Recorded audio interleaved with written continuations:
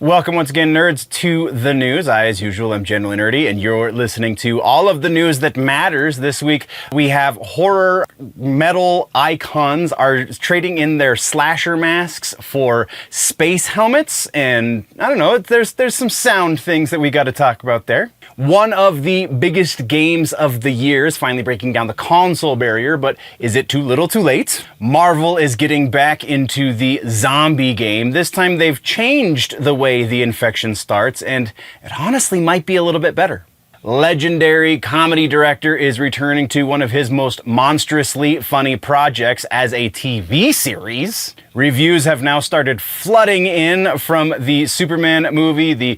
We're going to talk about the leaked reviews. We're going to talk about new reviews. There's a lot going on in movies. And then the rumor mill. We have a certain street-level superhero. His journey in the MCU might be over before it really begins.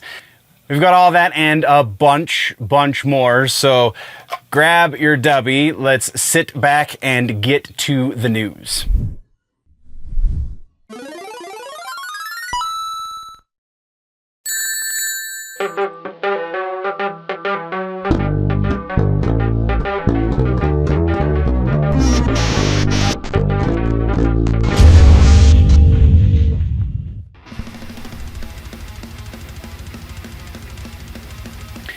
This week's music news, aside from the obvious, we're definitely going to be talking about Black Sabbath, so don't worry, but there are other things happening in the music world. We will be diving into some shakeups. One of the biggest bands in theatrical metal is making a hard turn from horror to space. And we have our first taste of that. A literal supergroup, in almost every way you can define that, is banding together and releasing a live album that was fairly unexpected. And nearly 3 decades in, one of the most iconic bands from the 90s has parted ways with their drummer. We've got that and quite a bit more in music, so sit back and let's dive into this.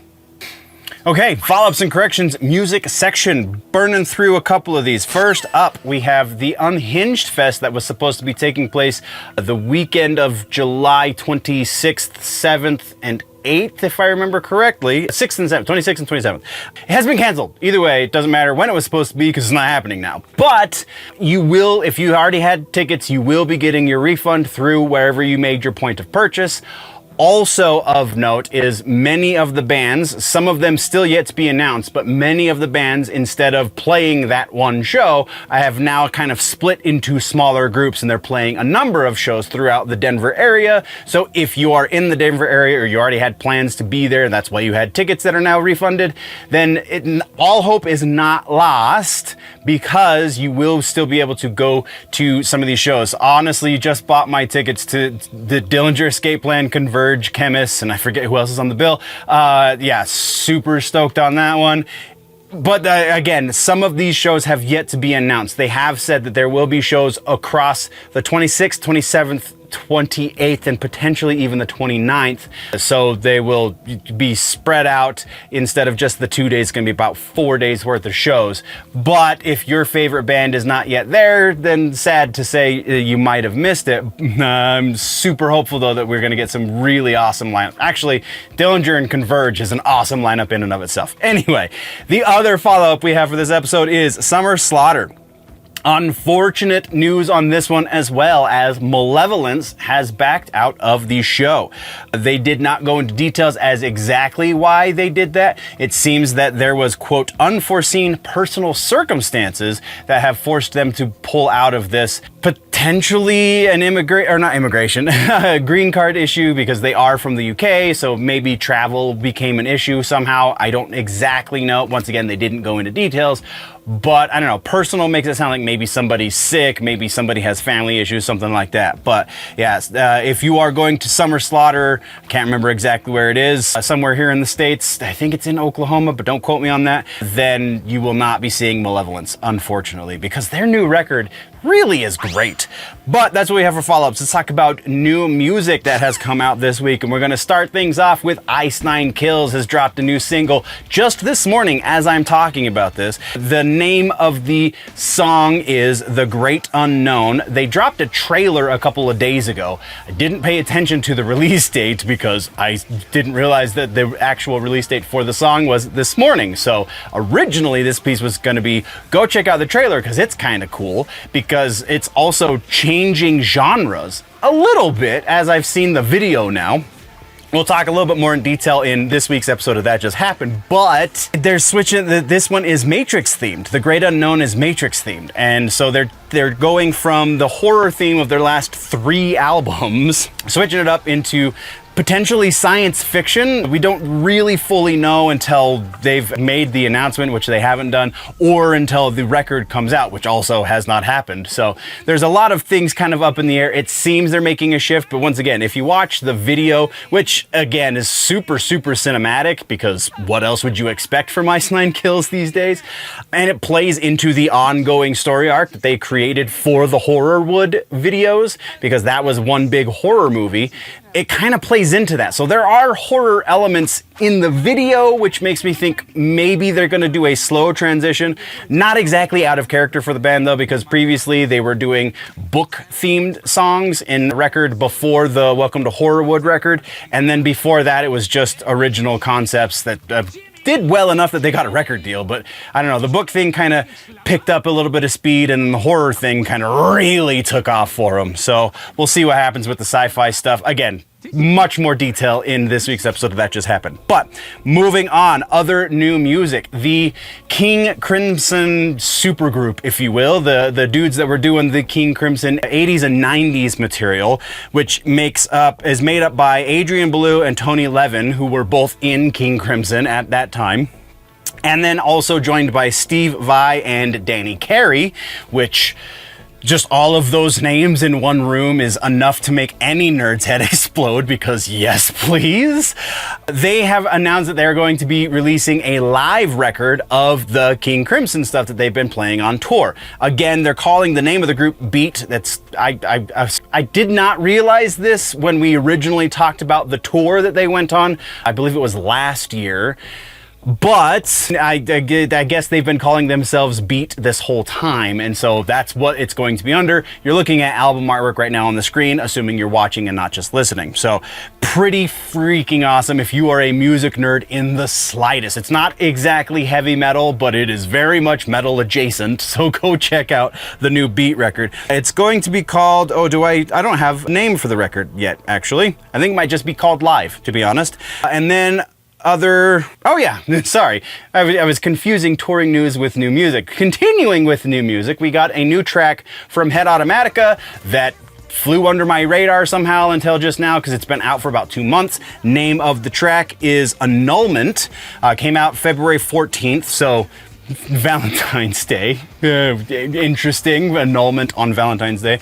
But no word yet as to other new music from the band. This is the second single that they've released that is not attached to a record. Pretty sure we talked about the other one previously, though we'll mention that briefly in this week's episode of That Just Happened, where we again are going to get into greater detail of this actual song. But as it stands right now, new music from Head Automatica is always welcome. Let's move on.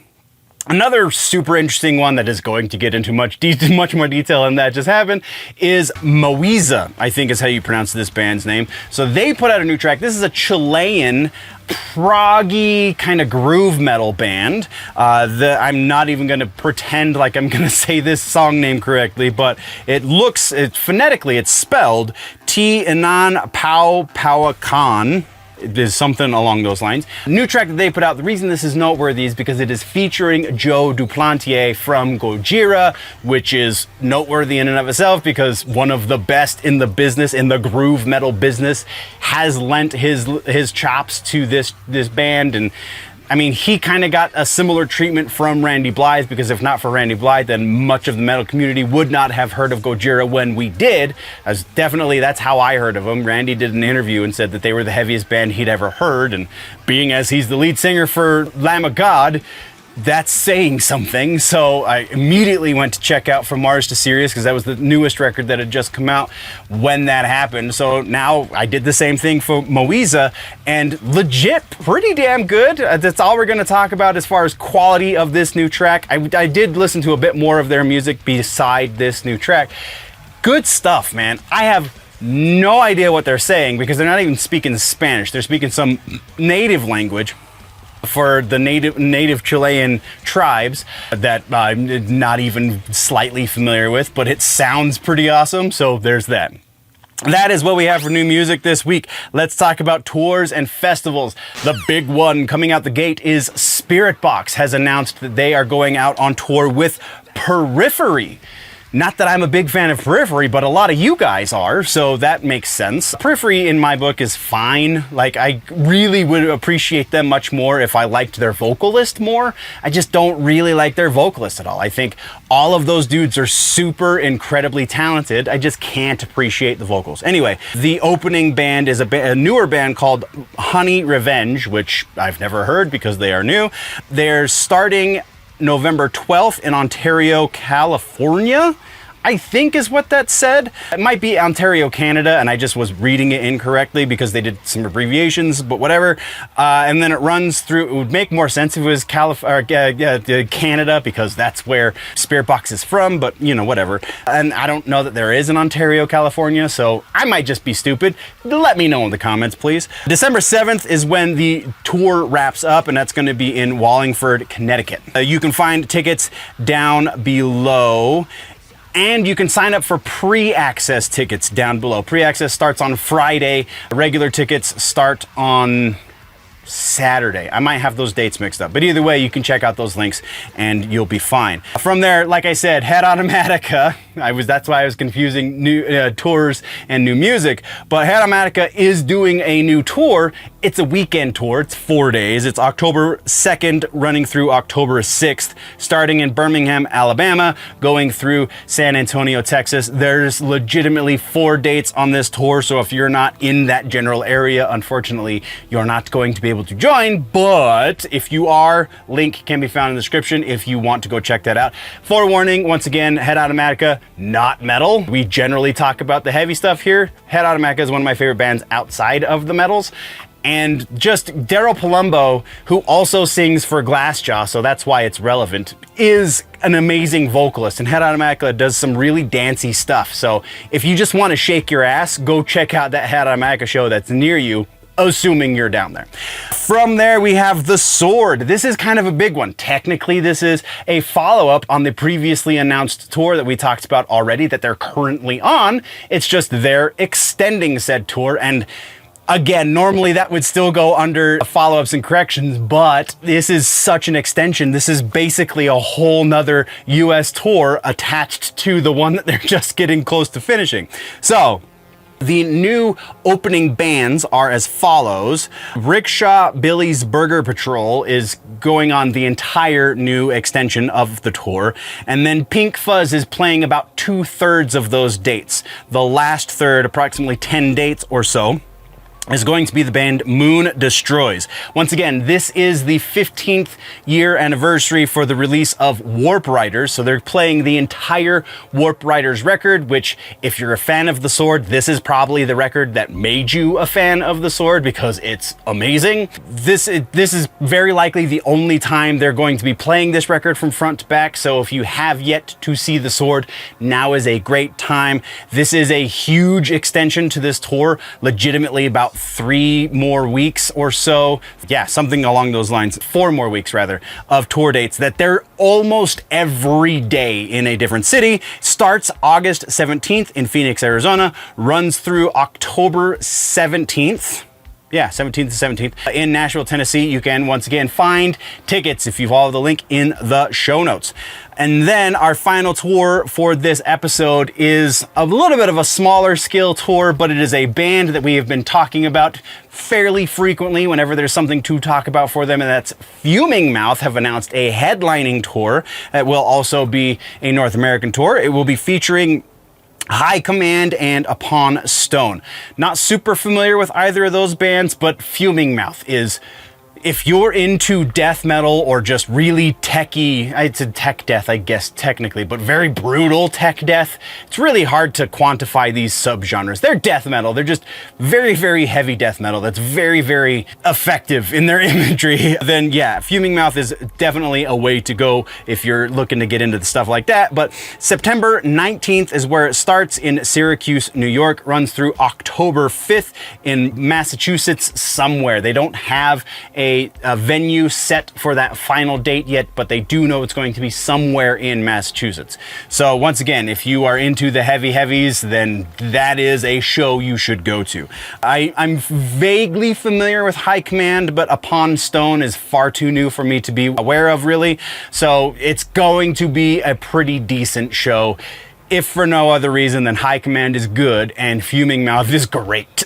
So that's what we have for tours and festivals. Let's talk about some regular ass news, shall we? The big one here is Pearl Jam has parted ways with their drummer of 27 years. And it's not a firing like we got with the Foo Fighters and Josh Freese, which we still don't know the results of that, though the Foo Fighters are talking about new music and touring and so on and so forth. So eventually it will be revealed who's playing for them. But Pearl Jam, their drummer, I'm going to forget his name, Matt Cameron, again, who's been playing with them since the 90s, just said, you know what, I think I'm done playing for Pearl Jam. I'm gonna go do other things, and I wish these guys nothing but the best. An official statement from the band said something similar, that, you know, our drummer Matt has decided that he doesn't want to continue on with the band. We appreciate the 27 years of service and all of the great music and studio albums and everything, etc., etc.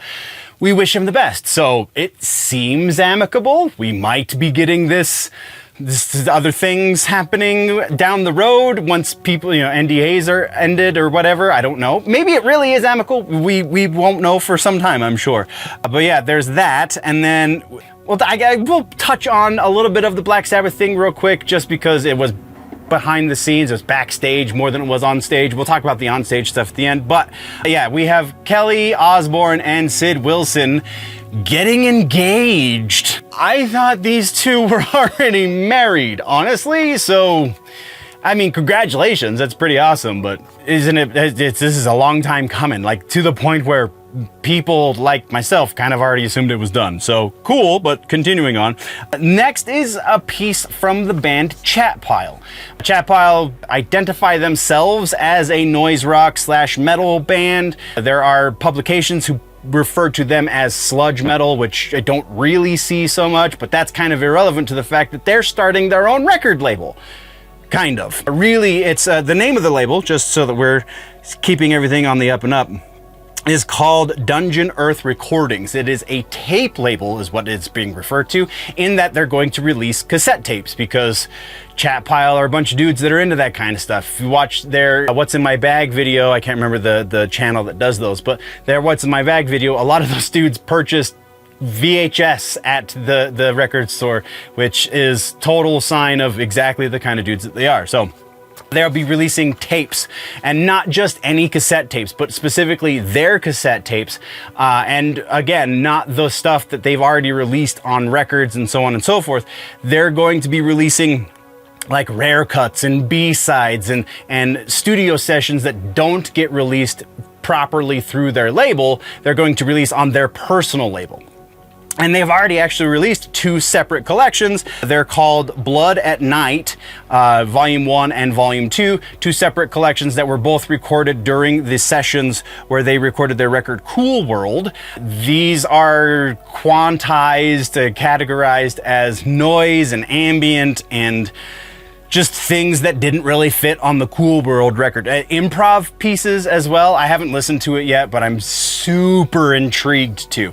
If you don't have a cassette player or you're not a hipster like that, then you can also purchase these in a digital form on the band's Bandcamp. So go check that out. That's what you'll find linked down in the description. From there, that is what we have for just the regular stuff. Let's talk real quick about the Back to the Beginning show that happened this last weekend. Very excited to see it. It was pretty freaking awesome. It's kind of hard to come by these videos because a lot of these bands' managements are jump in real quick to cut these videos off on YouTube because it was broadcast live over pay-per-view. And so some people took it upon themselves to record those pay-per-view performances and then upload them to YouTube. So you kind of find them in bits and pieces. So if you're lucky, you can find the full sets. Some of the full sets are not available. Very specifically, I'm talking about the Black Sabbath full set. So you kind of have to get those 4 songs in chunks. But it was very surprisingly good. We'll get into some real detail as to like the individual performances and stuff in this week's episode of That Just Happened, but worth your time to actively try and seek out those videos. Which actually brings us to our suggestion, which is go watch the Back to the Beginning stuff, because if you don't watch it now, it might not be available for some time, because it will come out on DVD. They have said that they're going to be releasing live footage. Don't know exactly, or maybe not DVD, might just be through streaming or something. But because it is a charity event, they are going to try and charge you for it. So it's not just going to be up on YouTube, perhaps. So while it is up on YouTube, while people are bootlegging it, go check it out if you missed it, because there is some epic performances at the Back to the Beginning stuff, at not the very least being Lamb of God, and surprisingly Black Sabbath. Like, Ozzy might sound like a grandma at this point when he's just talking through the microphone, but damn if it wasn't like taking you back to better times, you know what I mean? It's very reminiscent of the Ozfest days, if you're old enough to remember it. Either way, it's worth it to try. Go check out the performances from Back to the Beginnings this past weekend, the Ozzy Osbourne and Black Sabbath farewell show. All right, nerds, real quick. Channel sponsor Dubby. We've gone over the Dubby stuff a number of times. I have a little experiment with the Dubby here in my hands that I'm kind of excited for. So, what we have here is I'm gonna go to the gym after I get done filming today's episode, and I have Dubby. I have my regular 2 scoops of Dubby in here, which is quite a bit of caffeine, which is not unusual for a pre-workout. But also I have, it's the Calio Cream or Calio Dream, whichever, the orange cream flavor. This one right here, Calio Cream. Yeah, I was right the first time. That's 2 scoops of that in here with about 2 cups of coconut milk and 1 scoop of my orange cream protein powder, and then I filled the rest with water. So this is an experiment that I honestly have yet to taste. Like, I've mixed the Calio Cream and the orange dreamsicle protein powder before. We've talked about it a number of times, but I haven't done it with the coconut milk. So this is our experiment. Not bad, not bad. Actually quite good.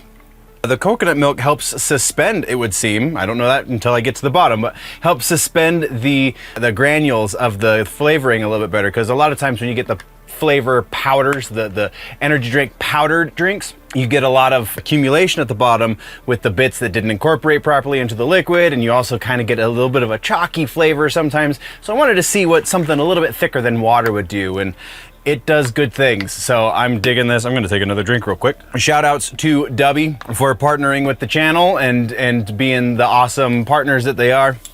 You can go check out dubby.gg, get your little tub of Calio Cream and see what the hell I'm talking about. It makes, honestly, I don't know what I would do without the W. And the s'mores flavor, gotta be honest, like, that's dangerously good. There is a fair amount of caffeine in the s'mores. It's like 250, just like the rest of their tubs. But it really tastes like nothing you've ever had. It really tastes like a s'mores drink. And so it is very deliciously wonderful, and you mix it with some actual milk, and it's kind of like a dessert drink for breakfast if you do your caffeine for breakfast, like I generally do. Like, really just super flavorful. All of their drinks that I've tasted so far have been super delicious. So I haven't gone through the entire catalog. You can beat me to it though if you go to use code GenerallyNerdy at checkout. And I'm gonna take another swig and we're gonna get back to the show. 10% off, by the way, is what you get if you go to w.gg and use code GenerallyNerdy at checkout. Get 10% off your whole cart.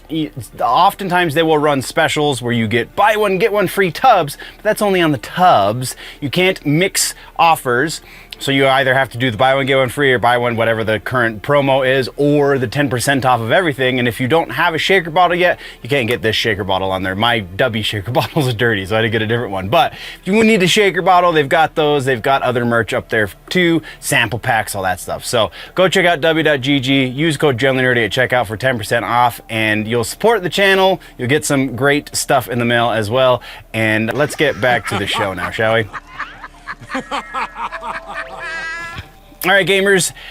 Big news this week. We have a certain co-op bug squashing game that was a PlayStation exclusive is dropping barriers and jumping over to the Xbox. It's been on Steam, so that's not really a huge deal, but we'll get into the details. And then we finally are going to dip our hands back into a major fan-led initiative to save gaming as we know it, it would seem. And the fog is about to get much more deadly as one of TV's best horror series is about to invade Dead by Daylight. So let's boot up and jump in to this week in the gaming and tech news.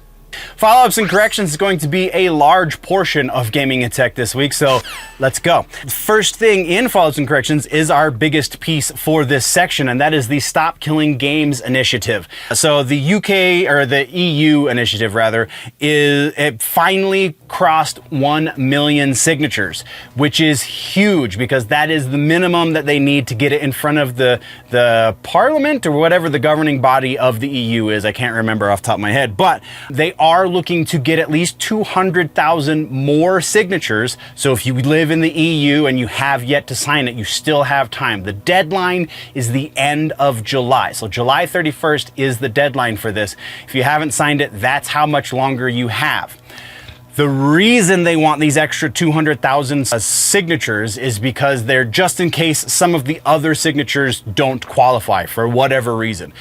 I have been told, I have not tried to sign the petition, so I don't know if this is legit or not, but I have been told and I have read through less than reputable sources that in order to sign the petition, you have to have an identification card or an identification number of some sort that proves that you live in the EU. I don't know how they do their driver's licenses or birth certificate number. I don't know what it is. Social Security, whatever it is. That's what we have in the States. Whatever it is, you have to prove that you are an EU citizen of some sort, at least according to some reports. So I don't know how much of those 200,000 are absolutely required. They're just trying to get these 200,000 in order to cover their butts. So if you have yet to sign it, please go sign it. If you don't know what the initiative is, this is a group of consumers, a group of gamers who have put this together. We're not going to get into the fine details of the history because there is a lot going on in the background of this, but basically it is a petition for Parliament to pass a law, the EU Parliament, again, I don't know exactly the name of the governing body, but for them to pass a law that would require game developers to do something to sunset their games, because paying $80 is where we're at these days for games. Paying $80 for a game that requires online connection is fine as long as there are servers to connect to. Fine is a very strong word in this case, but for the for the points of this argument, it's fine as long as there are servers to connect to. Once the developer no longer supports that game, they shut down access to those servers, then you paid $80 for a game you can no longer play. So the idea is the Parliament, or again, governing body in the EU, needs to pass a law, and I would imagine if this happens that the US and the UK are not far behind, but they need to pass a law that requires developers to do something, not to maintain those servers infinitely. They don't have to perpetually support the game. That's not what the petition's calling for. It's calling for sunsetting, an appropriate sunsetting. Something that creates, that no longer requires the online connection, no longer requires connection to those servers, or allows for the community that springs up around these games to manage their own servers. That the game can then connect to community servers, because the company is no longer making money on this game, so what does it matter? Again, this is really broad strokes. This is not the fine details.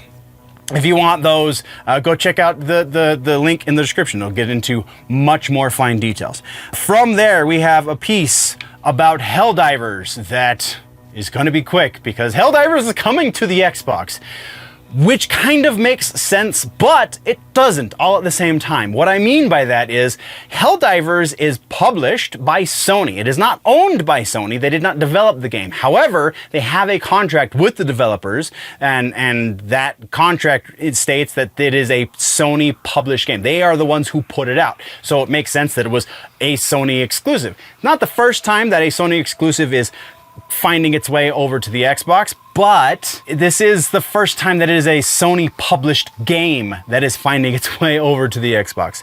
So this is kind of huge in that, like, this is a sign of coming times. We're not quite to this point, but with all of the stuff going on behind the scenes at Microsoft as far as Xbox is concerned and calling every console type under the sun and Xbox, like, this is the direction that Microsoft is pushing things, and it seems that maybe Sony is actually following suit. The one stalwart, the one holdout at this point seems to be Nintendo, but are we really surprised by that? Because it's always been Nintendo. They started this game. They're going to be the kings of this domain for a long, long time. So super interesting on that one. August 26th is when it will be officially launching on the Xbox. If you want to go subscribe, that's not the word I'm looking for. If you want to go reserve, there you go. If you want to go reserve your copy of the game, you can do that right now. And it presumably it is going to be cross-platform, though I have not seen any explicit language in any of the releases about this saying that. But it is cross-platform from Steam to PlayStation, so I can't imagine it's going to be that much more difficult to add cross-platform functionality on the Xbox, since Xbox and Steam are very similar as far as the coding goes, from what I understand. So that's what we have on that. Let's talk about trailers this week in gaming and tech, and we have a new Dead by Daylight trailer that revolves around The Walking Dead. Yes, please. I have not played Dead by Daylight, so I'm unaware of, like, the amount of fun, but the more we can get Walking Dead stuff out there, the better, I think, because I'm just a huge fan. So if you're curious, go check out the trailer. Links in the show notes for this episode. Whatever. We're just going to continue on. We have no regular ass news this week. We only have suggestions. Our suggestion for this week's episode of Gaming and Tech is a YouTube channel, actually. A YouTube channel called Brett in Tech. This is a fun channel that is tech related. By and large, there's some gaming stuff on there too, but by and large, it's tech related, and it's really just a lot of cool things that you didn't necessarily know you could do with your computer, or a bunch of free software that is recommended, or if you're looking to get into a certain thing and you don't, the barrier for entry is too high because you can't afford to pay for, say, Adobe. He has lists of places where you can find alternative to Adobe products, and he has lists where you can find, there's these free things that make this stuff easier, and so on and so forth. It's just a really great little channel that has a bunch of helpful tips, and also he does videos of, like, how to operate this certain software and stuff. So and I wanted to get away from the gaming stuff in gaming and tech as far as suggestion goes, and this is a great little breath of fresh air outside of that. So that is our suggestion for the week. Go check them out. Subscribe. That is all.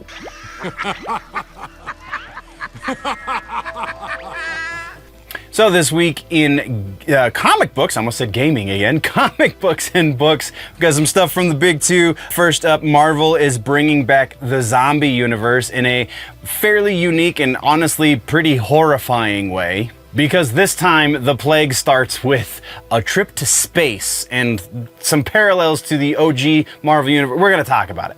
And then speaking of revivals, a very strange revival is happening that's happening here in comics as well as in TV. We have a 90s cartoon that lasted a couple of seasons but is still fairly obscure, is getting a comic book prequel and then a reboot over in TV. So we're going to definitely break that one down. And then to tie things up into a nice little bow for comic books, we're getting a glimpse of what is to come in the X-Men universe. We have a small taste of the future for the X-Men team inside of the lore that exists, and just a really interesting new book that's coming out. So let's crack open the first few pages on this week's episode of Comic Books and Book News. Comic books follow-ups and corrections this week. We have a follow-up on the Webtoons situation. The Webtoons relationship with Penguin Random House is changing. It's evolving, I guess is the proper way to say it. So previously, Webtoons partnered with DC and was doing DC related things. They also partnered with Penguin Random House to do physical copies of the Webtoons comics. These are all things we've already talked about. But now the relationship is evolving and they're creating two actual physical imprints under Penguin Random House called Ink Lore and Ink Pop. They're both going to be similar public imprints, rather. Both going to be similar imprints in that they're both going to cover similar topics in the where did it go? I have a list of things. There it is. Romance, fantasy, science fiction, horror, and slice of life comics. But the difference between them is going to be Ink Lore is going to focus more on mature readers, and Ink Pop is going to focus on more young readers. So young adult and teen is going to be the fodder for Ink Pop. They have already seen some success with the initial outings under this venture, and they're also going to be releasing not only original stories for the Ink Lore and Ink Pop, but existing comics from the Webtoons back catalog are going to be released in physical form through this collaboration as well. So pretty cool. If you are a fan of the stuff over on Webtoons, go check out the website. You can find a link in the description that will get you to the website for a little bit more information. That's our one follow-up. Let's talk about some regular ass news. We got no trailers, sadly, this week. Regular ass news and comic books. We're going to start things off with Marvel Zombies. So Marvel Zombies getting rebooted, but not just any reboot. It is a Red Band reboot. Red Band being the mature line of comics that was started a few years ago by Marvel. Black Label over on DC would be the DC equivalent. And this sounds kind of awesome. Like, I'm a big fan of the original Marvel Zombies books. I have most of them in wherever my boxes are right now, not here at the house, but in storage. Love the Marvel Zombies stuff. And this is, it's been a while since we've gotten Marvel Zombie stuff because they concluded the story effectively. Now they're rebooting the story and it's starting in a similar fashion. So if you'll remember, the original way this started is Reed Richards from Earth 1610 got communique from another Reed Richards in a different universe. We later learn is 2149, and he made it sound like they needed 1610 Reed's help, and so they convinced him to open a portal. It turns out that Reed in 2149 was already a zombie, and the entire universe had been zombified, and they just needed more flesh to feast on, and so that was kind of the beginning. That's the backstory. It's not how it started. That's not like the first flavors of it that we got but that's like where we learn the creation of the Marvel Zombies universe comes from, right? That's what was covered in the original books. Well, it's still starting with Reed in this new Red Band version of the story, but a little bit differently. So the first family, the Johnny Storm, Sue Storm, Ben Grimm, and Reed Richards go up to space just like they did in 68, I believe is when that originally happened. I have it in my notes, I'm pretty sure. 61, there we go. So back in 61, when that happened, they went up into space and they came back and they had powers. Reed Richards was all stretchy and stuff. Ben Grimm turned into a rock, and Johnny Storm could set himself on fire, and Sue Storm could turn invisible. Right? That's the Fantastic Four. That is the genesis of the Fantastic Four. Well, in this Red Band Zombies, that's all true, but also they have the zombie infection as part of what they come back with. So their superpowers are also zombie powers. And that's where the infection starts. And I feel like that kind of works a lot better. And I'm super excited to see where this goes. So it is going to be not going to be a mini, it is going to be on shelves. Oh, there's no release date for this just yet? I have not found a release date for this yet. That is unfortunate. You can double check my math though if you want to click the link in the show notes and double check. But yeah, as it stands right now, I have no release date in the notes, so I don't think there is one yet. But I can't imagine it's very far off because we already have previews and stuff for it. So I might just be wrong. Either way, something to look forward to. The other piece of regular ass news, the next piece of regular ass news has to do with an animated series from the 90s that you might not remember. Even if you're a millennial like myself and you watched a lot of cartoons in the 90s, this one might have flown under your radar, because it flew under my radar for some time until I was into my 20s, honestly. And then I saw it on, I think it was on one of those like extra channels between the channels. It was a cartoon channel that was on the MeTV cartoons, I think. I can't remember exactly, but the name of the show is Wild West Cowboys of Moo Mesa. It's related to the Ninja Turtles in that the guy who developed the show was an inker at Malibu Comics, was an artist and an inker at Malibu Comics, who for a while were the ones that were making the Ninja Turtles comic books. So that's how it's related there. Also, I'm pretty sure he had something to do in the background, not anything important, but something to do with the original Ninja Turtles animated series as well. So that's how this kind of came to fruition. But the book is... where are we? Right here. So it's going to be a 4-issue miniseries.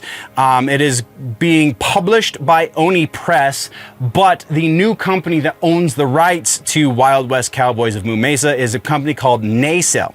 That company is set to be at San Diego Comic-Con. They're going to have a bunch of freebies if you are at SDCC this year. If you want to stop by their booth number 2547, they have already planned out where they're going to be, and they want people to come by and get some of the freebies. It's going to be pretty cool. They have new action figures for this. This is kind of honestly really freaking huge.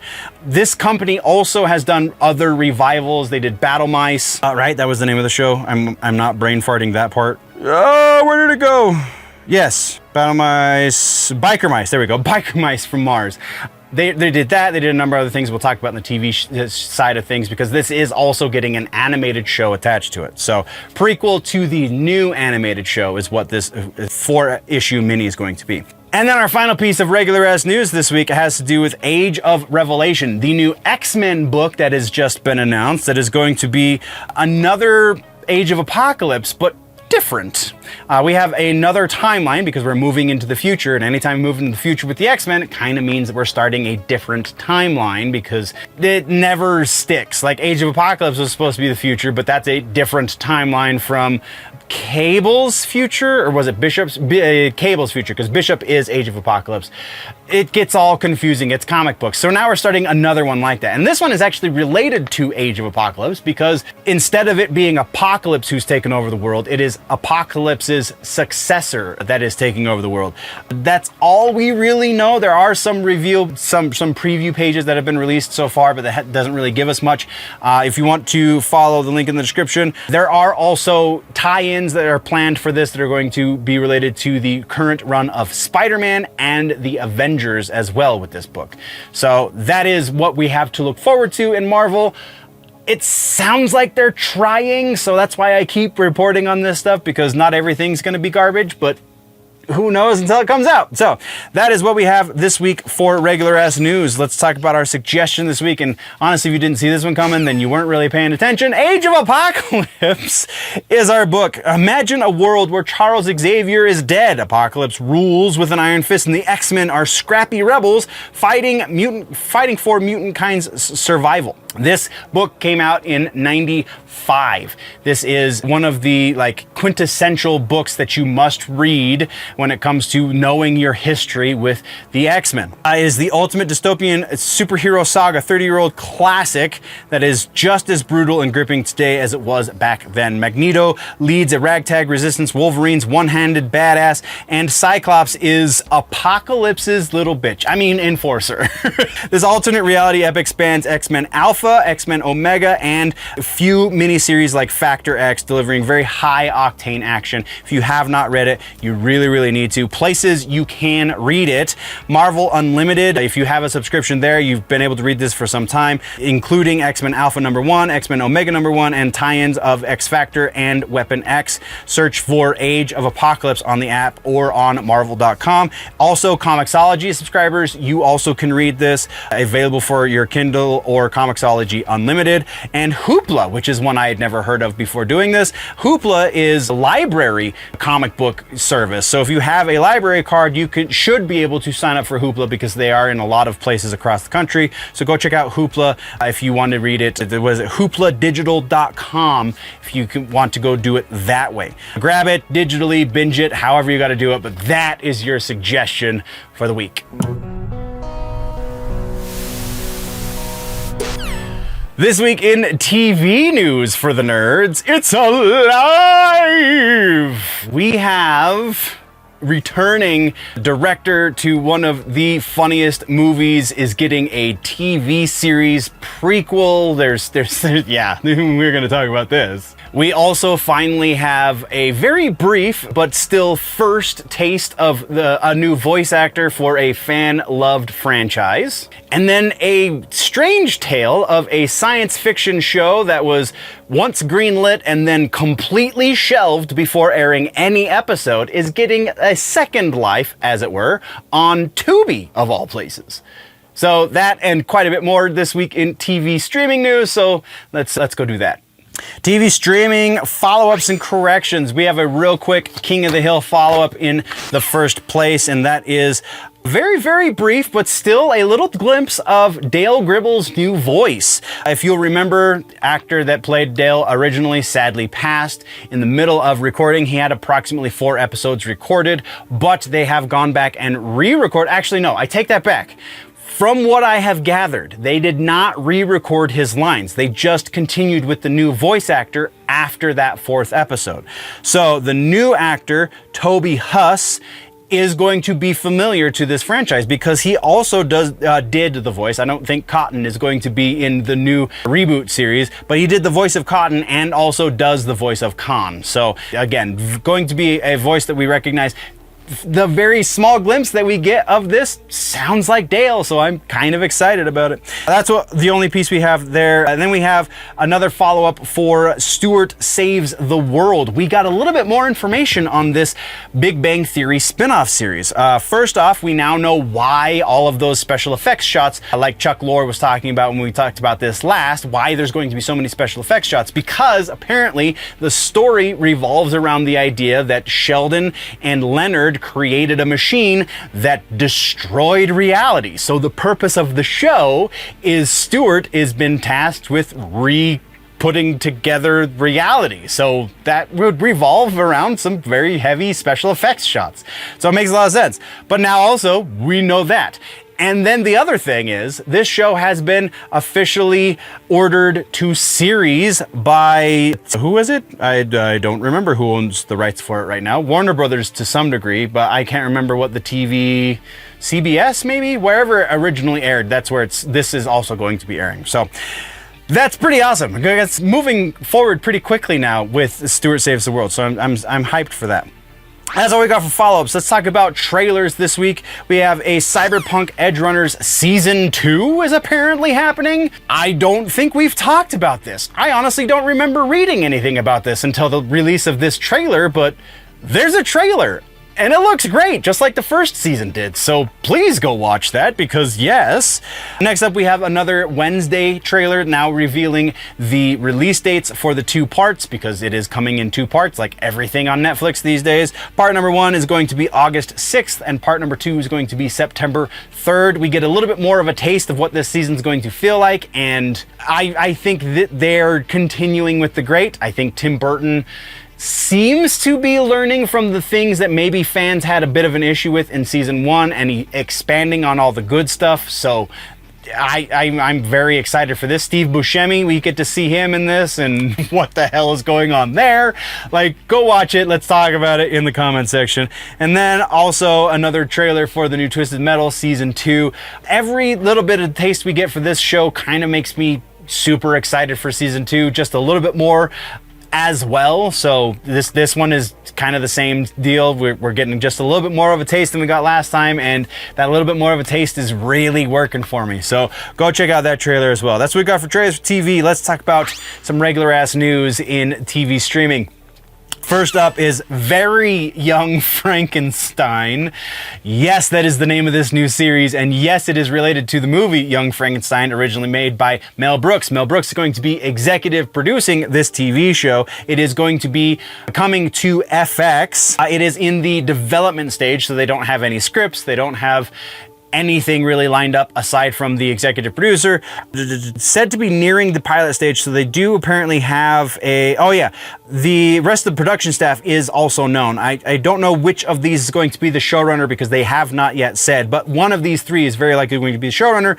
Those three are Stephanie Robinson, Taika Waititi, and Garrett Bosch, also attached to the production side of things on this show.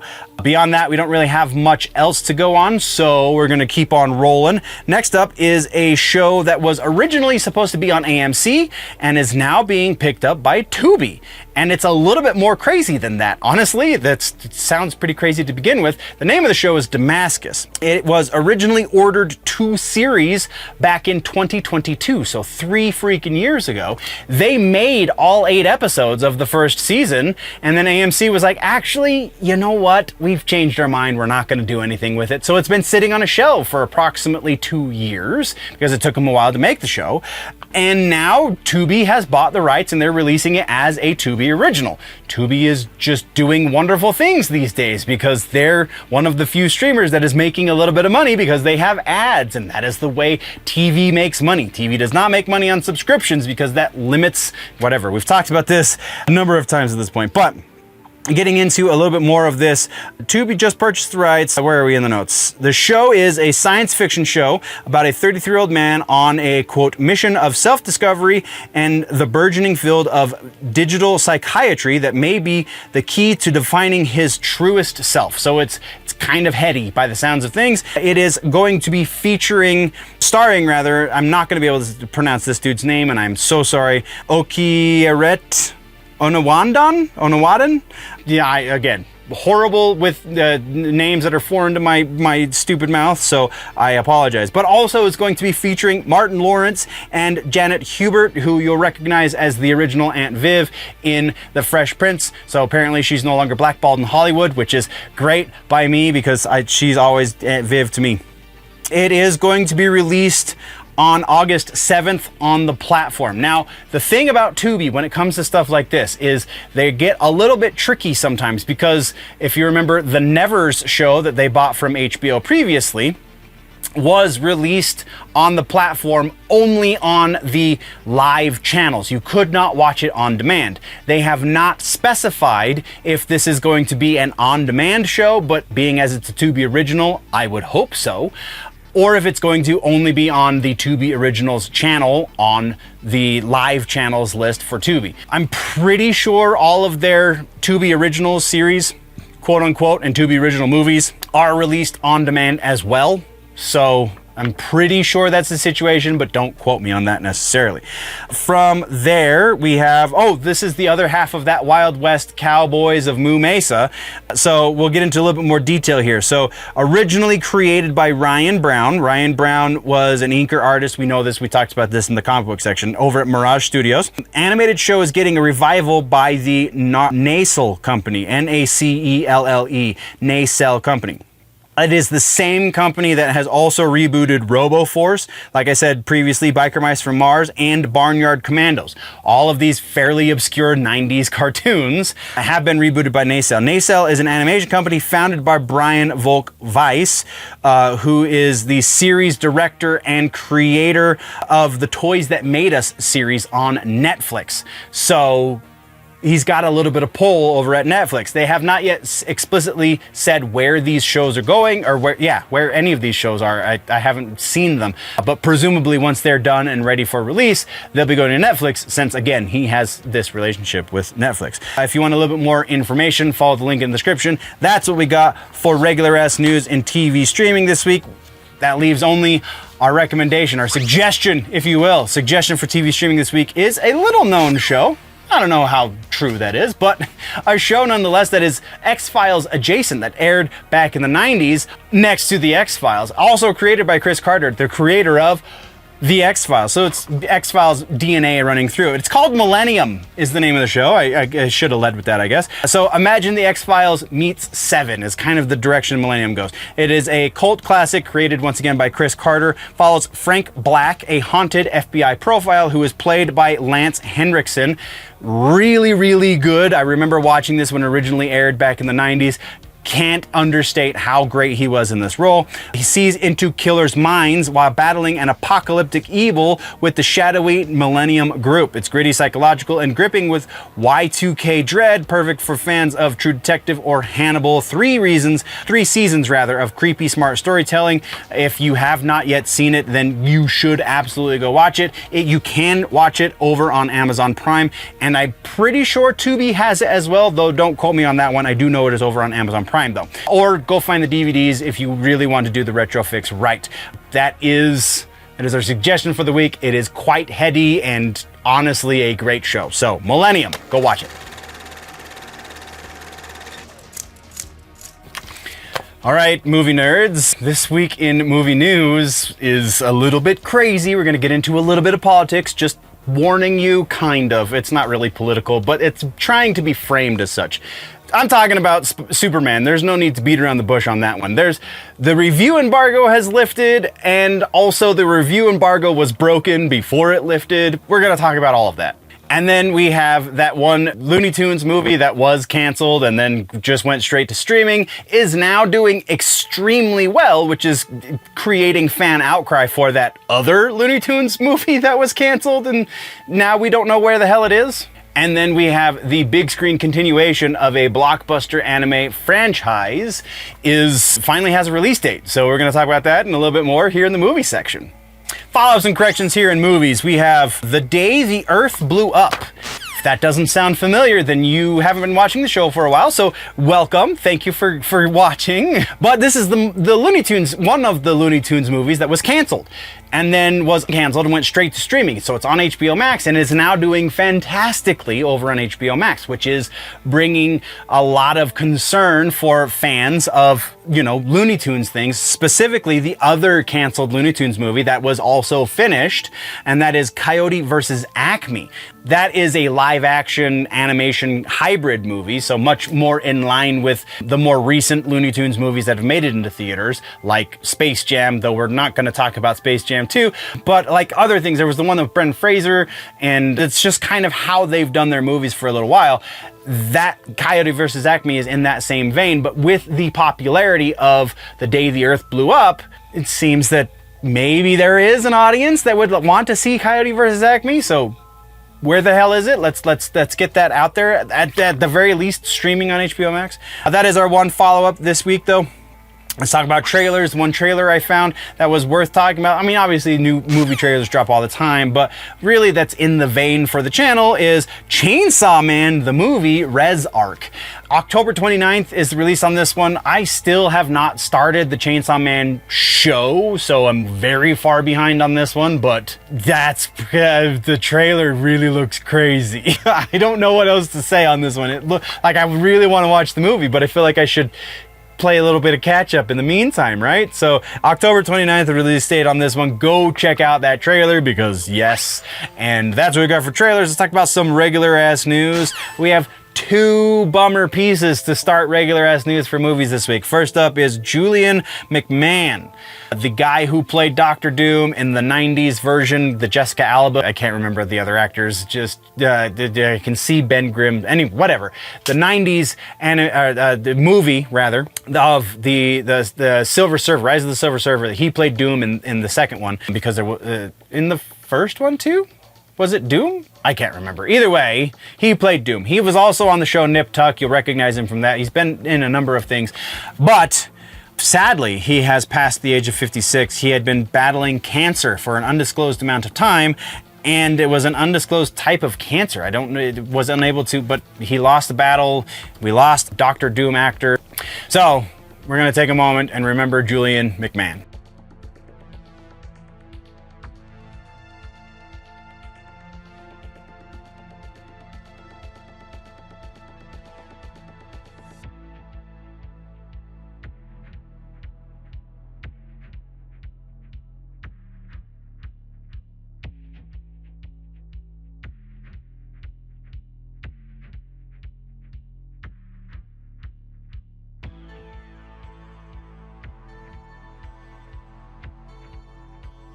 And then we have another sad piece in movies this week, and that's Michael Madsen. Michael Madsen's done a million freaking nerdy things in his career, not the least of which is coming very soon is the White Dragon movie that was made by the Bat and the Sun guys over on YouTube, which is also the final movie for Jason David Frank, who was the Green Ranger and then became the White Ranger on the Power Rangers. It's very much a Power Ranger adjacent movie, but Mike Madsen's part of that. He was also in Sin City. He was in a number of things, Species movies, like just all over the place. Not the least noteworthy is the Reservoir Dogs. He was the craziest one of all those dudes. Cut the cop's ear off. Remember that guy? Also has passed this week and was unable to. Oh no, I take that back. Preliminary reports do claim that the cause seems to be cardiac arrest. If anything else comes out after the autopsy, which I'm sure they're doing, then we'll potentially follow up on it, but I don't think it's necessarily required unless it's something crazy different. But yeah, we have Michael Madsen to remember now. Wow, that is two kind of character actors that just really did great things in the nerd community, honestly. I mean, to varying degrees, but still, like, you got to appreciate them. Anyway, taking a moment for Michael Madsen.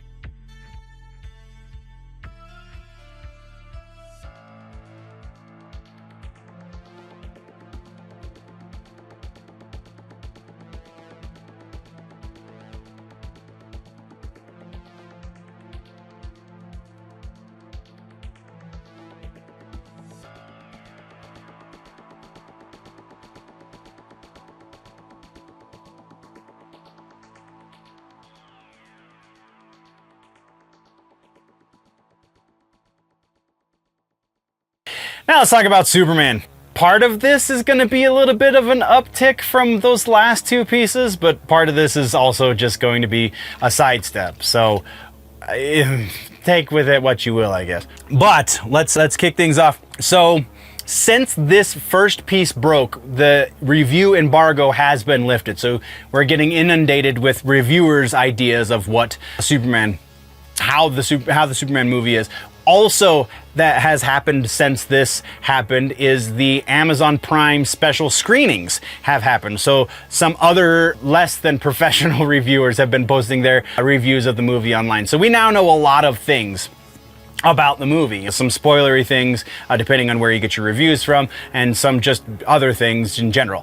So we're going to start at the beginning of the story and then move into that stuff. Let's talk about review embargoes, because review embargoes are things that, professional reviewers sign. It's basically an NDA that the reviewer signs with the production company that puts out the movie that says, I will not talk about this movie, the things I'm about to see on this screen, until X date, whatever the movie house puts out, the production company puts out and says, you can't talk about it until this date because the movie comes out this date, and so we want all of the press to happen all at the same time, so we give a push into the movie so people get excited about it. Well, it would seem that the Daily Beast, I'm pretty sure is who it was, just decided for about 5 minutes that they weren't going to adhere to the review embargo, so a review dropped early, but again, it was only up for 5 minutes, which honestly everybody's kind of overlooking that and saying, oh, this guy's just unprofessional. Yes, but in a different way than you're implying, because really what this probably is, a lot of news sites, especially more traditional news sites, what they do is they have a back end to their website where their writers go in and write the piece that they're going to be publishing, and then it sits on a server, and there's a time, and that time, or there's a timer rather, and once that timer's up, then the system automatically publishes it. So very likely what happened is the reviewer over at the Daily Beast forgot to put the time on his thing and accidentally published it and realized he had made a mistake about 5 minutes after he made the mistake, and then went and fixed it. But the internet being the internet, that was enough time, so it went all over the place and has now become viral. And let's get into the social politics of this, because the Daily Beast, a lot of people are talking about how the movie is super woke. That is kind of the conversation starter on the right? Is it's a super woke Superman or woke man or whatever the hell the headline is that they're trying to do to grab the attention of their right-leaning audience, the anti-woke audience, if you will. And it sounds like, because the Daily Beast is not a right-wing publication, but they were hyper-critical of this movie, it sounds like whatever politics that James Gunn has injected into this, and he has said explicitly that he's injected his personal politics into this, whatever he did to inject those politics didn't really make it into the mind of this reviewer over at this leftist publication, because he really didn't like this movie. By and large, he didn't like this movie because it's a comic book movie. It sounds like he said it was like watching a Saturday morning cartoon, which some of the best comics, some of the most revered comic books in the art form play out like Saturday morning cartoons. Some of the best comic book arcs are just kind of over the top and ridiculous, and that's why we love them. So I feel like he was trying to cut the movie down, and really, in the eyes of fans, he was doing them a favor. So there's that. But then another even further lefty reviewer came out and kind of sort of broke the embargo. I can't remember what publication the second guy writes for, but it was through posts in Threads, I believe. It might have been Blue Sky. But either way, an alternative to Twitter that is more left-leaning, lots more left-leaning, came out and said, you know, that leaked review was ridiculous. This movie was great. I won't tell you what movie I'm talking about, but the implication is obviously the one from the Daily Beast. So just a little bit crazy, but now that we have the review embargo properly lifted and the Amazon Prime viewings, the screenings is what I was looking for, also have happened, we now know a lot more about the movie, and we now know a lot more about what those leaks gave us and how much of that was accurate and stuff. So it sounds like a good chunk of the most recent leaks of the actual movie plot were pretty right. I honestly need to go through and a little bit more detail, because I'm not going to see the movie probably until it's been out for 2 weeks or so. Go through in a little bit more detail and analyze the leak versus what actually happened. But as it stands right now, that last leak seems to be the most accurate. So very interesting. If you don't have any idea what the hell I'm talking about, and you don't want to know what I'm talking about specifically, I'm not going to get into any more details because I don't want to spoil anything for you if you want to go see the movie. And we will talk about more spoilery things when the next couple weeks ends and we get to do another episode of That Just Happened. So yeah, that's what we're going to talk about. Superman sounds like, yes, there are some politics involved, but they're very subtle in the way they freaking should be, because we don't go to escapist entertainment as a means to relive modern politics. We want to go to escapist entertainment to escape from modern politics. So I'm super happy that Gunn at least toned it down, made it subtle to a degree. It sounds like it's not like he's not beating you over the head with it, but it's definitely there. So that's at least a step in the right direction. That being said, let's get to our suggestion this week for movies. Suggestion this week actually is a reaction to last week's announcement that Denis Villeneuve is going to be directing James Bond. So Blade Runner 2049 is the suggestion this week. It is honestly, like, I fell in love with Villeneuve with The Arrival, but because I am such a fan of Blade Runner, and that is the next movie that really just, like, this man can do no wrong in my eyes, is where we went with Blade Runner 2049. I don't care how poorly it did in the box office. That movie is a work of freaking art. Science fiction classic, bar none. It's moody, it's visually stunning, it's continuing that dystopian future that we got in the first movie. Ryan Gosling does excellent as the replicant cop. Deep, dark, and perfect for sci-fi nerds who really want to ponder existence, because it does that in such a subtle way. But really, if you want to get into the depths of that movie, there's a lot to mine. So places you can watch it right now: you can rent it on Amazon or buy it on Amazon if you want.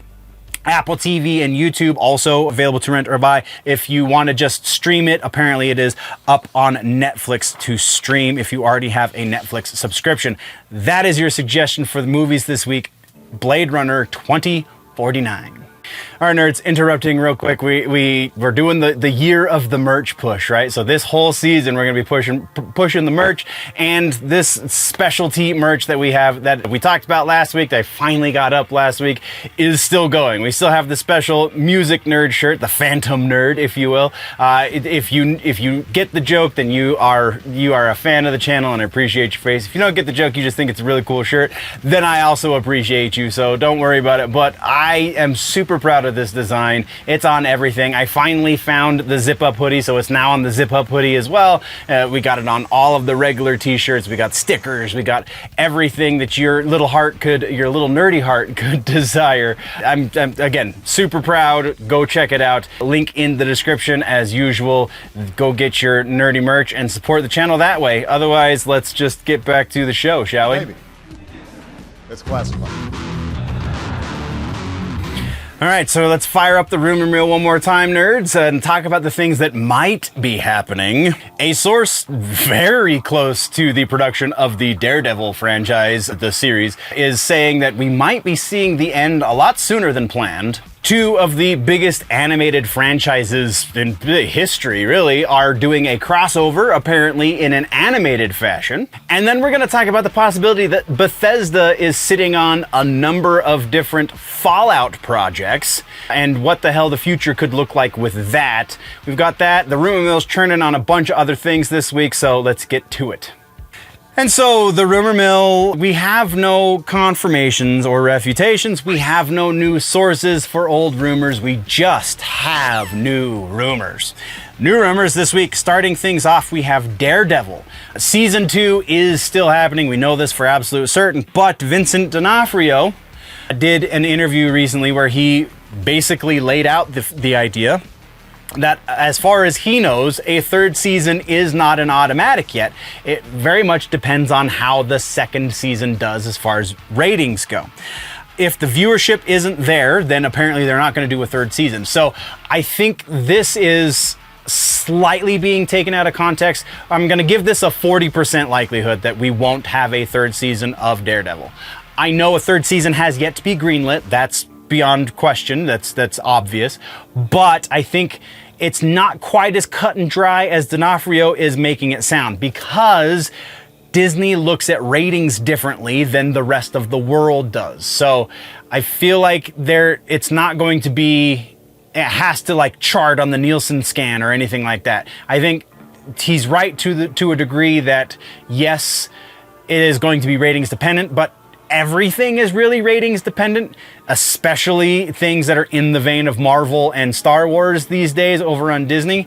So the other factor here is Marvel needs a presence on Disney Plus. I think Daredevil is a great way to continue that. So the bar for viewership is not quite as high. I think that's the only reason we're saying 40% on this, because it's a different metric. While it is similar, it's not the same metric that other things are going to be held to, because Daredevil does fairly well for them. It's not great yet, but I think season 2 is going to prove that wrong. So 40% there. Moving on, we have Transformers versus G.I. Joe. This is the new rumor here, is that Robert Kirkman is going to be helming an animated series in the Energon universe. We talked previously about the fact that they're doing a joint comic book. I think that one's coming out through, I don't remember who's publishing that, but that is happening. So the fact that they're doing a joint animated series also makes a lot of freaking sense. Also attached to this is it's said that the official announcement for this is going to be at San Diego Comic-Con this year. All of the things listed, though, are enough reason for me to go on already that this is very likely happening. So we're going to say 70% likely that we're going to see an Transformers versus G.I. Joe animated series. Continuing from there, we have TikTok situation in the rumor mill. This one is kind of conjecture from a lot of different news sources. ByteDance is rumored to be working on a second, quote-unquote, America-only version of the TikTok app, set for launch next March, which would somehow work around the US ban unsure of exactly how that is, because really the thing is ByteDance is not supposed to be the primary stakeholder in the company. So if they're working on a second app that they're still the primary stakeholder in, the rumor doesn't make sense, right? So if it's true, this also goes in the face of Trump's recent statements of he said something along the lines of having a bunch of rich people already lined up to take the rights away from ByteDance to own TikTok effectively.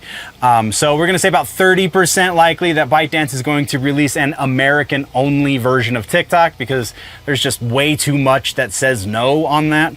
Next up on rumors is Fallout. We have new rumor from a pretty good source, and this kind of lines up, that Bethesda is working on multiple Fallout projects at the moment, but goes on to say, even though there are no specifics as to what those specific projects are, that none of those projects are going to be timed with the release of Season 2. Now, we go fairly kind of low on this, even though that makes a lot of sense because Fallout is next in line from Bethesda. So 65% likely that that is the case. The reason we didn't go higher than that, even though I think there is a lot of truth here, the reason we didn't go higher than that is because I think because when Season 1 of the Fallout show on Prime launched, we know that they really regretted not having something newer than Fallout 4 out there. Fallout 76 spiked as well, but Fallout 4 spiked bigger. So people have a tendency to want to play the completed game, not the open-ended game, more so anyway. So it would make sense that they would do something. If they have multiple Fallout projects, something would launch, maybe not in line in that day one of the release of this Series 2 on Amazon is also day one of the launch of whatever Fallout project, but like within a general window of the release of said Series 2, that makes a little bit more sense. So I think the non-specificity is kind of shooting this one in the foot just a little bit. So again, 65% likely that none of those are going to coincide even slightly with the release of the Prime show. I think it makes a lot more sense that they'll be just kind of more loosely correlated with their release dates. From there, we're going to go into some MCU stuff. First up, we have Blackheart, with the release, or the reveal rather, of Mephisto in the MCU. Now there's rumors saying that they want to work Blackheart into the MCU somehow, who is Mephisto's son in the comic books. Also, Chthon, I believe is how you pronounce the name, who is the author of the Darkhold, is said to be in the line for a villain in some respect at some point in the near future for the MCU. Makes sense that we would see both of these actually, but maybe not as like primary villains for whatever project they're going to be part of, because Darkhold is playing such a major role in the story overall at the MCU right now, but also Blackheart being the son of Mephisto. Like, yeah, there's going to be like, I would say very likely we'll have a minor showing from both of these villains, but being as the way this rumor is worded, we're going to say about 50% likely that they're going to be introducing these characters as long stays in the MCU, if you will. And then the other character that they're going to be adding reportedly is Norman Osborn for a future MCU project. With Spider-Man becoming a little bit more important, I think is a fair word to use as far as the MCU is concerned, just because Tom Holland is one of the few OG actors that is still associated with the character that he started playing and seems to be staying in that vein for some time. It would make sense that they would shift at least a little bit of the attention to the Spider-Verse. Sony also has recently announced, or made it known to some degree, that they are not going to be pursuing any other Spider-Man adjacent stuff. So all of the Spider-Man-less universe stuff that they were working on is just all kind of going away. So it kind of makes sense that Marvel would be taking the reins a little bit hardier these days with Spider-Man characters. But this doesn't come from a great source, like really at all. So I have to split this one down the middle and say 50% on this one as well. That is kind of where we're at with rumors this week. New rumors come to an end and we get to speculation. This one's not not necessarily rumor related or news related, but I want to talk real quick about Superman versus Fantastic Four, because even though in the media, the people that are behind these movies are saying, oh, we're not in competition with the Marvel people are saying we're not in competition with Superman, and James Gunn is saying, well, Superman's not in competition with Fantastic Four. They are. So there is going to be a clear winner because they're releasing approximately a week apart. So there is going to be a clear winner. Once the movies have both been out for a month or more, we will have a clear winner as to which of these franchises has a slightly more promising future. Do I think it's going to be make or break for either franchise if they lose? Absolutely not. However, I do think it is going to be painted in the news media as one of these is doing far better than the other, according to these two rumors, because they are so pivotal, these characters associated are so pivotal for their respective universes, that if they make a misstep in these movies, that is going to take a long time to fix in whichever universe gets the misstep. So I think in this world of issues that we're in right now, as far as our entertainment goes, is Superman, because that one we already know a bit about. Superman, I think, is going to be the one that wins. Very largely because they did do that early release for the Amazon viewers, and because of James Gunn's subtle politics.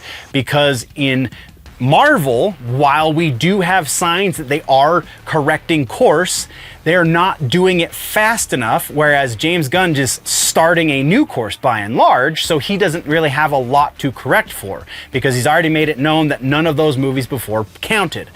So Marvel has a lot of changing to do, whereas DC just goes for the gold. So I think the subtlety of James Gunn's delivery and also the things that are baked into Marvel are going to spell a win for DC in this instance. So Warner Brothers is gonna recoup their money on Superman. I don't think that is going to be an issue. Honestly, I think the Fantastic Four is going to do well also. I just think that Superman is going to do better. I think Superman's going to be a $1 billion movie, and I think Fantastic Four is going to come up just a little bit shy. Even though I think they have to make $1 billion to be 100% profitable, but we'll get into that math some other time after the movies have already released. So that is what we have for speculation this week, nerds, and that is the end of the rumor mill. Why do I get the impression you forgot to push the subscribe button? I mean, it's free, so go ahead and do that, and, yeah, okay, thanks. Yeah, thanks. We'll get back to the show now. Okay, bye. Which then brings us into the housekeeping section. Housekeeping this week, same as it was last week. We have about 3 weeks coming up, starting next week, about 3 weeks coming up where things are going to be a little bit weird, because I have a lot of stuff going on. I have a family reunion, I have movies to watch, hopefully. I don't know if that's actually going to happen, but hopefully by the time we speak next in That Just Happened after this week's episode, there will be a couple of movies under my belt that we can sit down and talk about, specifically Superman and Fantastic Four. But trip to Utah, a couple of shows are going to be getting in the way, so it's just going to be a little bit of a mess. And once all of that has happened, like that's about a month from now. So the next month is going to be kind of all over the place as far as video releases go. But then we're going to be back to our regular schedule for a little while. And then we're pushing into towards the end of the year already. Like we're halfway through now. And there's just, time flies, man. So that is what we have for housekeeping this week. Just keeping you abreast of all of the changes coming up over the course of the next month or so. So thank you very much, nerds, for joining me. Actually, we just added another week to that because of the change in the Unhinged Fest. I bought tickets to the Converge Dillinger show, so that also changes things. So it might be a little bit more than a month where things are a little bit wonky. So my apologies for that, but it is what it is, and we got to get the content somehow. And if I'm not engaging with the art, then there's no content to be had. So again, thank you very much, nerds, for joining me for this episode of The News. I do appreciate your faces. Don't forget to check out the other shows here on the channel, specifically That Just Happened, where we review the things after they've already come out. And then also, whatever shorts and reactions and stuff that I have been posting. That is the stuff for you to interact with. Go check out the secondary channel if you want to get these in more small digestible chunks, and we will see you in the next one. Before we go, always remember that if it's generally nerdy, it's probably here.